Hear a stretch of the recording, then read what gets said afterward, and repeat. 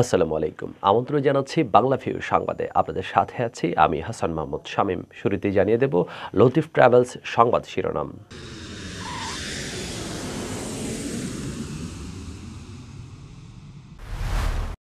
দিয়াবাড়ি থেকে পল্লবী পর্যন্ত ঘুরে আসলো মেট্রো রেল। রোববার থেকে শুরু হচ্ছে পরীক্ষামূলক চলাচল।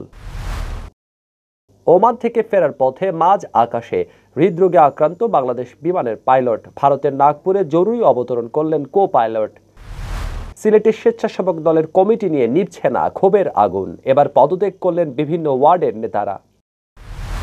বাজারে রেপুটেশন ভালো না হওয়া ই ভ্যালিতে বিনিয়োগ করছে না যমুনা গ্রুপ, নিজেরাই নামছে ই কমার্স ব্যবসায়।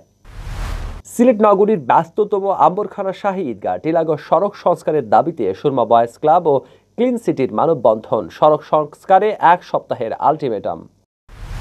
দেশে করোনায় আরও 117 জনের প্রাণহানি, নতুন আক্রান্ত শনাক্ত 3500। সিলেটে 10 জনের প্রাণহানির দিনে আক্রান্ত শনাক্ত 188, 24 ঘন্টায় সুস্থ হলেন 384 জন। যশোরের শার্শায় আওয়ামী লীগের উদ্যোগে জাতির পিতার শাহাদত বার্ষিকী ও 15 আগস্টের সকল শহীদ স্মরণে সভা অনুষ্ঠিত। শুনছিলেন শিরোনাম, এবারে বিস্তারিত।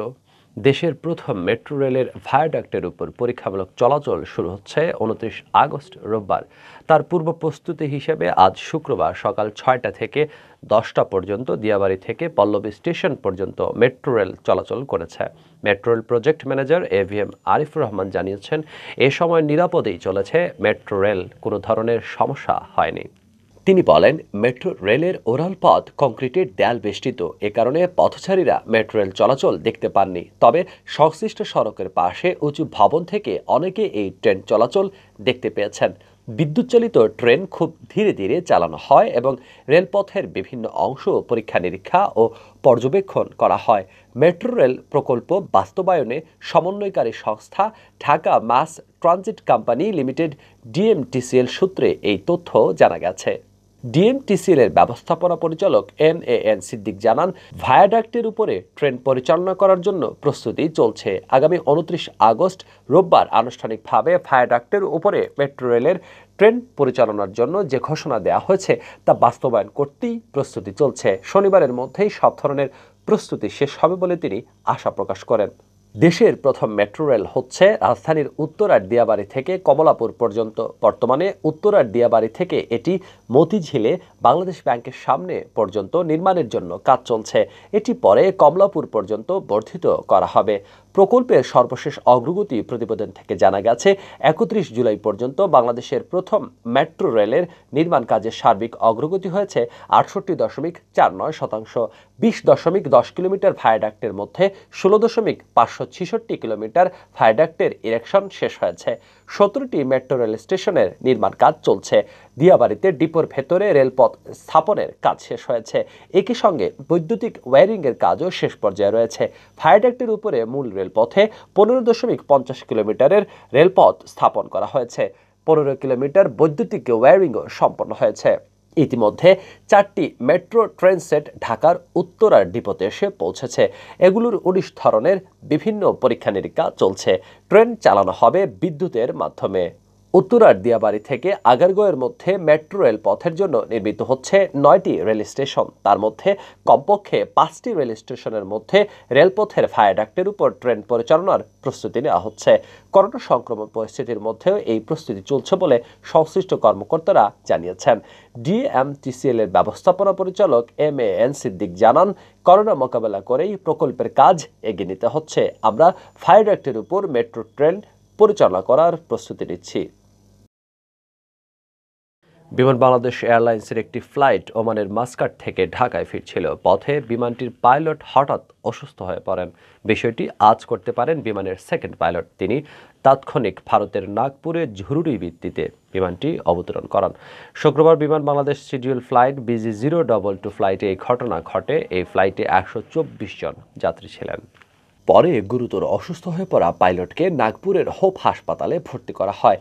শেষ খবর পাওয়া পর্যন্ত সেখানে চিকিৎসাধীন রয়েছেন তিনি। অন্যদিকে সেকেন্ড পাইলটের সতর্কতায় বিমানটি অক্ষত রয়েছে। বিমানের সব যাত্রীরাও সুস্থ আছেন বলে জানিয়েছে বিমান বাংলাদেশ এয়ারলাইন্স কর্তৃপক্ষ। বিকেলে বিমান বাংলাদেশ এয়ারলাইন্সের মহাব্যবস্থাপক তাহেরা খন্দকার স্বাক্ষরিত সংবাদ বিজ্ঞপ্তিতে এই তথ্য জানানো হয়।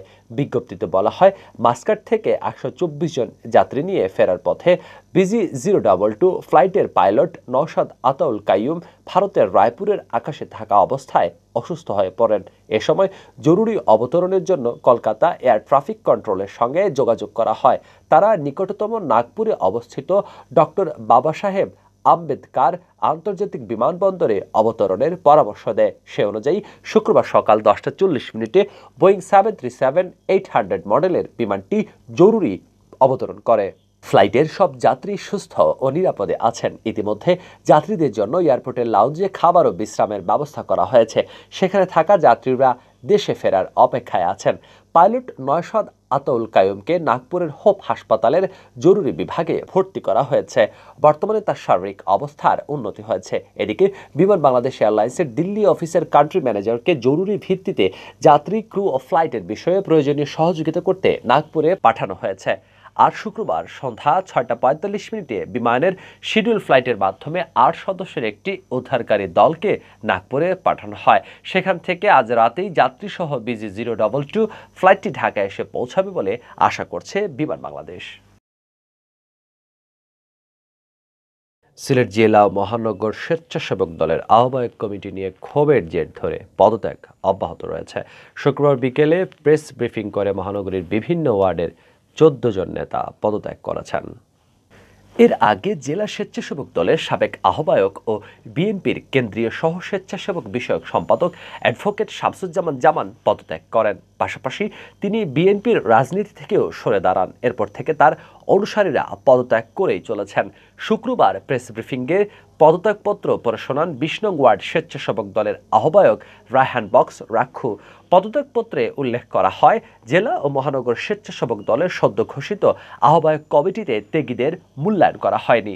জেলা স্বেচ্ছাসেবক দলের সাবেক আহ্বায়ক অ্যাডভোকেট শামসুজ্জামান জামান সিলেটের স্বেচ্ছাসেবক দলকে সুসংগঠিত করলেও কমিটি গঠনের আগে তার মতামত নেওয়া হয়নি। তাকে অবজ্ঞা করে কমিটি ঘোষণা করায় দলের তৃণমূল পর্যায়ের নেতাকর্মীরাও ক্ষুব্ধ। তাই সম্মানের সাথে রাজনীতি করার সুযোগ না থাকায় তারা দল থেকে পদত্যাগ করছেন।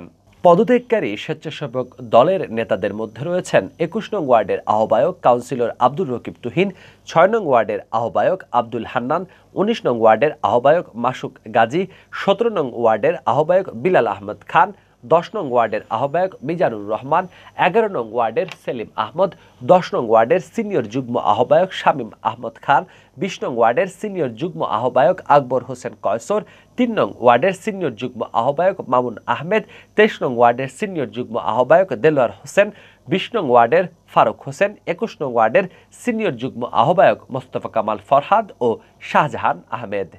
এর আগে কমিটির জের ধরে বিভিন্ন উপজেলা ও পৌর শাখার শতাধিক নেতাকর্মী ও সদ্য ঘোষিত জেলা ও মহানগর স্বেচ্ছাসেবক দলের আহ্বায়ক কমিটির 10 জন পদত্যাগ করেছিলেন। এই ভ্যালিতে হাজার কোটি টাকা বিনিয়োগের সিদ্ধান্ত থেকে সরে দাঁড়িয়েছে দেশের অন্যতম শীর্ষস্থানীয় শিল্প গ্রুপ যমুনা। বাজারে এই ভ্যালির রেপুটেশন ভালো না থাকায় বিনিয়োগের সিদ্ধান্ত থেকে সরে দাঁড়ায় যমুনা গ্রুপ। গণমাধ্যমকে এই তথ্য জানিয়েছেন যমুনা গ্রুপের পরিচালক মনিকা ইসলাম। যমুনা গ্রুপ নিজেরাই ই-কমার্স কোম্পানি করার চিন্তাভাবনা করছে বলেও জানা গেছে। বিনিয়োগের সিদ্ধান্ত নেওয়ার পর যমুনা গ্রুপ জানতে পেরেছে ইভেলির ভেতরে সমস্যা বেশি। ভালো কোনো অডিট ফার্ম প্রতিষ্ঠানটির অডিট করতে চায় না। ইভেলির নেটওয়ার্ক ছাড়া কিছুই নেই। এমন প্রতিষ্ঠানে বিনিয়োগে যমুনা গ্রুপের রেপুটেশন ক্ষতিগ্রস্ত হওয়ার আশঙ্কা আছে। এমন পরিস্থিতিতে ইভেলিতে বিনিয়োগ করা থেকে সরে আসার সিদ্ধান্ত নিয়েছে যমুনা গ্রুপ। অবশ্য এখনও পর্যন্ত যমুনা গ্রুপ কোনো টাকা বিনিয়োগ করেনি বলে জানিয়েছেন কর্মকর্তারা। অন্যান্য প্রতিষ্ঠানের মতো যমুনা গ্রুপও ইভ্যালির কাছ থেকে টাকা পাবে। সমস্যা কবলিত ইভ্যালির 51% শেয়ার কেনার কথা ছিল যমুনা গ্রুপের। পাশাপাশি প্রাথমিকভাবে 200 কোটি টাকা বিনিয়োগ করারও পরিকল্পনা ছিল। এরপর ধাপে ধাপে মোট 1000 কোটি টাকা বিনিয়োগের কথা ছিল, কিন্তু যমুনা গ্রুপ কর্তৃপক্ষ এই পরিকল্পনা থেকে সরে এসেছে। আনুষ্ঠানিকভাবে যমুনা গ্রুপের নিজস্ব ই-কমার্স কোম্পানি উদ্বোধনের দিন ইভেলির সঙ্গে সম্পর্ক ছিন্ন করার কথা জানানো হবে।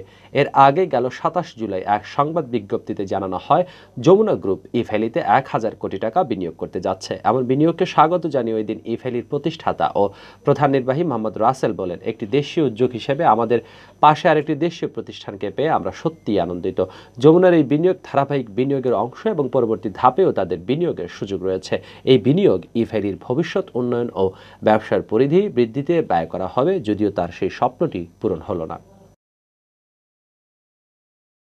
সিলেট নগরীর ব্যস্ততম আম্বরখানা শাহী ঈদগাহ টিলাগড় সড়ক সংস্কারের দাবিতে সুরমা বয়েজ ক্লাব ও ক্লিন সিটির যৌথ উদ্যোগে মানববন্ধন অনুষ্ঠিত হয়েছে। শুক্রবার বেলা ২টায় ইলেকট্রিক সাপ্লাই মসজিদের সামনে এই মানববন্ধনের আয়োজন করা হয়। মানববন্ধনে বক্তারা বলেন, দীর্ঘদিন ধরে আম্বরখানা শাহী ঈদগাহ টিলাগড় সড়কটি ভেঙে ছোট বড় গর্তের সৃষ্টি হয়েছে। খানাখন্দের কারণে এই সড়ক চলাচলের অনুপযোগী হয়ে পড়েছে। জীবনের ঝুঁকি নিয়ে জনসাধারণকে চলাচল করতে হচ্ছে। ভাঙাচোরা সড়কে প্রায়ই ঘটছে দুর্ঘটনা। বিশেষ করে রোগী ও গর্ভবতী মহিলাদের জন্য মরণ ফাঁদে তৈরি হয়েছে এই সড়ক। দীর্ঘদিন থেকে ব্যস্ততম সড়কের বেহাল দশা হয়ে পড়ে থাকলেও সংস্কারের কোনো উদ্যোগ নিচ্ছে না কর্তৃপক্ষ, যার ফলে জনসাধারণের দুর্ভোগ চরম আকার ধারণ করেছে। বক্তারা আগামী ১ সপ্তাহের মধ্যে সড়কটির সংস্কার কাজ শুরু না করলে আন্দোলনে নামার হুমকি দেন। সুরমা বয়েজ ক্লাবের সাবেক সহসভাপতি গোপাল বাহাদুরের সভাপতিত্বে ও প্রতিষ্ঠাতা আনোয়ার হোসেনের পরিচালনায় মানববন্ধনে বক্তব্য রাখেন সুরমা বয়েজ ক্লাবের উপদেষ্টা অ্যাডভোকেট মশুর চৌধুরী শওকত, আম্বরখানা বাজার কমিটির সাধারণ সম্পাদক গোলজার আহমেদ, বাংলাদেশ দুর্নীতি প্রতিরোধ মঞ্চের কেন্দ্রীয় মহাসচিব আমিরুল ইসলাম চৌধুরী এহিয়া, সাবেক ফুটবলার বাবুল মিয়া, সুরমা বয়েজ ক্লাবের সিনিয়র সদস্য আব্দুল আহাদ এলিস, সাবেক সাধারণ সম্পাদক গোলাম জাকারিয়া চৌধুরী শিপলু, যুগ্ম সাধারণ সম্পাদক রেজওয়ান আহমেদ সহ আরও অনেকেই। ১০০ বছরের পুরনো এই মিউনিসিপালিটি পরবর্তীতে পৌরসভা এবং বর্তমানে আপগ্রেড মেট্রোপলিটন সিটি দেখলে মনে হয় একটা কোন পুতুরে শহর এবং এটা গ্রাম অঞ্চলের কোনো রাস্তা দেখলে বিশ্বাসই হয় না যে আমরা সিলেট মেট্রোপলিটন শহরের এই ৫ নম্বর এবং ১৭ নম্বর ওয়ার্ডের মধ্যখানে এখানে দাঁড়িয়েছি। বিশেষ করে যারা রুগী আছেন তাদের অনেক সমস্যা হতেছে, বৃদ্ধ মানুষের সমস্যা হতেছে এবং আপনারা জানেন এই রাস্তা আমাদের সিলেটের ঐতিহ্যবাহী সাফরানের যাওয়ার রাস্তা, সেখানে অনেক মানুষ বাহির থেকে আসে, আমাদের ভাবমূর্তি নষ্ট হচ্ছে। আমরা এই রাস্তার জন্য আমরা কঠোর আন্দোলনে যাব যদি আপনি আগামী ১০ তারিখের ভিতরে এই রাস্তার কাজে হাত না দেন। সুরমা বয়েজ ক্লাবের পক্ষ থেকে আমরা দরকার হলে অবরোধের মতো কর্মসূচিতে যাব। দেশে একদিনে করোনা ভাইরাসে আক্রান্ত হয়ে প্রাণ হারিয়েছেন আরও ১১৭ জন। এই নিয়ে ভাইরাসটিতে মারা গেছেন ২৫,৮৪৬ জন। এদিকে গেল ২৪ ঘন্টায় আক্রান্ত শনাক্ত হয়েছেন ৩,৫২৫ জন আর সুস্থ হয়েছেন ৬,৪৮৫ জন। শুক্রবার বিকেলে স্বাস্থ্য অধিদপ্তরের অতিরিক্ত মহাপরিচালক ডাক্তার নাসিমা সুলতানের স্বাক্ষরিত বিজ্ঞপ্তিতে এই তথ্য জানানো হয়। বিজ্ঞপ্তিতে বলা হয়, গেল ২৪ ঘন্টায় সারা দেশে ২৭,৫৭৮টি নমুনা পরীক্ষা করা হয়েছে। এতে আক্রান্ত শনাক্ত হয়েছেন ৩,৫২৫ জন। নমুনা পরীক্ষা বিবেচনায় আক্রান্ত শনাক্তের হার ১২.18%। স্বাস্থ্য অধিদপ্তরের তথ্য অনুযায়ী গেল ২৪ ঘন্টায় মারা গেছেন তাদের মধ্যে ৫৬ জন পুরুষ এবং ৬১ জন নারী। আর এ পর্যন্ত মোট মারা গেছেন ২৫,৮৪৬ জন। অন্যদিকে করোনা থেকে গত একদিনে সুস্থ হয়ে উঠেছেন ৬,৪৮৫ জন আর মোট সুস্থ হয়েছেন ১৪,০৪,৩৭০ জন। ২০২০ সালের ৮ মার্চ দেশে প্রথম করোনা রোগী শনাক্ত হয়। এর ১০ দিন পর ১৮ মার্চ প্রথম মৃত্যুর খবর আসে। কয়েক মাস সংক্রমণ ও মৃত্যুর হার ঊর্ধ্বগতিতে থাকার পর একটা নিয়ন্ত্রণে চলে আসে। চলতি বছরের শুরুতে করোনা ভাইরাসের প্রকোপ অনেকটা নিয়ন্ত্রণে ছিল, তখন শনাক্তের হারও ৫% নিচে নেমেছিল। তবে গত মার্চ মাস থেকে মৃত্যু ও শনাক্ত আবারও বাড়তে থাকে। জুলাই মাস জুড়ে পরিস্থিতি বেশি মারাত্মক পর্যায়ে থাকলেও গত কয়েকদিন ধরে পর্যায়ক্রমে কমছে মৃত্যু ও শনাক্তের সংখ্যা। এদিকে সিলেটে করোনায় আরও ১০ জনের প্রাণহানি হয়েছে। এছাড়া গেল ২৪ ঘন্টায় নমুনা পরীক্ষায় আরও ১৮৮ জন আক্রান্ত শনাক্ত হয়েছেন। একই সময় করোনা থেকে সুস্থ হয়েছেন ৩৮৪ জন।